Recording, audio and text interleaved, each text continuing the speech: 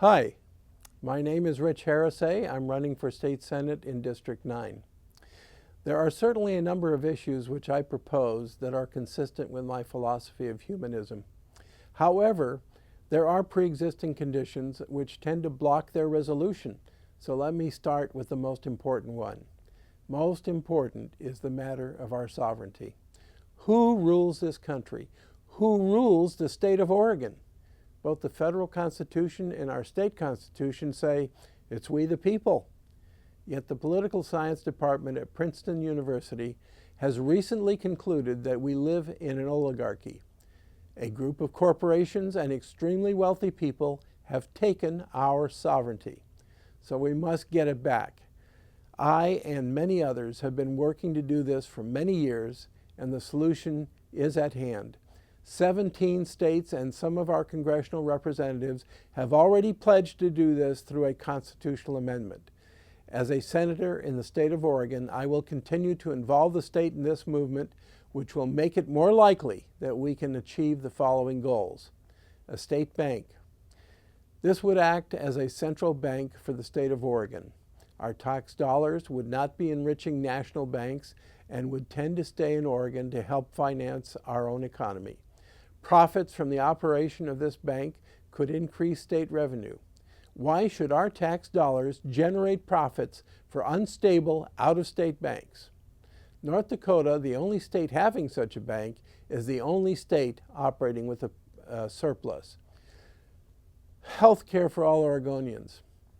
We need to establish a single-payer plan to provide health care for all Oregonians, replacing or coordinating with the Affordable Care Act. By eliminating private insurance profit motives from health care, we can cover everybody at less cost than is being paid to cover only a part of our people now. State support for employee-owned businesses. Profit from these businesses stays with the employees to support health care, pensions, and other benefits, sick leave, child care, etc., and is an answer to job loss due to automation and outsourcing. Protection of pensions and retirement security. Resist all attempts to privatize all portions of Social Security and state pension plans. Also, many corporations must be held accountable for their abandonment and negative revision of retirement and pension plans. Opposition to global trade agreements. While global trade is good for the Oregon economy, it does not have to abdicate sovereignty to corporations or other countries. Nor should it be allowed to exploit labor or environmental inequalities. CAFTA, NAFTA, and other trade agreements have been disastrous to American labor, and the TPP promises even greater disaster. Campaign finance reform. I've worked for the last 7 years to overcome the disastrous effects of Citizens United and its predecessors. I have co-founded the local affiliate of Move to Amend, which has helped to pass a resolution, HJM 6 in 2013, to request a constitutional amendment that overturns the Citizens United Supreme Court decision, which allows moneyed interest to buy our legislators. Higher education, debt-free. Democracy cannot operate without an informed and educated public.